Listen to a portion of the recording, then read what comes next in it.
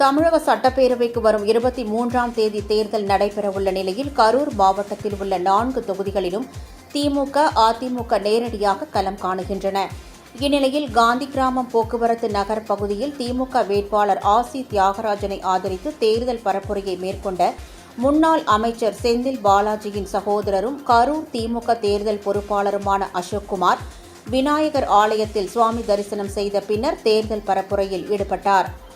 இந்நிகழ்வில் பேசிய வேட்பாளர் ஆசி தியாகராஜன், கடந்த 5 ஆண்டுகளில் கரூர் மாவட்டத்திற்கு 5000 கோடி ரூபாய் முன்னாள் அமைச்சர் செந்தில் பாலாஜி நிதி பெற்று தந்து பல்வேறு திட்டப்பணிகளை மக்களுக்காக நிறைவேற்றியுள்ளார் எனவும், அவரது நன்மதிப்பை பெற்ற தனக்கு வாக்களித்து பெருவாரியான வாக்கு வித்தியாசத்தில் வெற்றி பெற செய்ய வேண்டும் எனவும் வாக்காளர்களை கேட்டுக் கொண்டார்.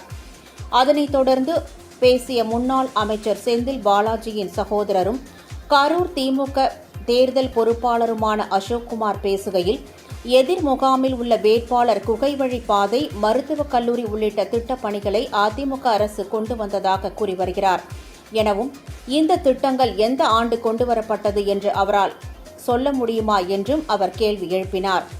மக்கள் செல்வாக்கு பெற்ற ஆசி தியாகராஜனை பெருவாரியான வாக்கு வித்தியாசத்தில் வெற்றி பெற செய்ய வேண்டும் எனவும் அவர் கேட்டுக் கொண்டார்.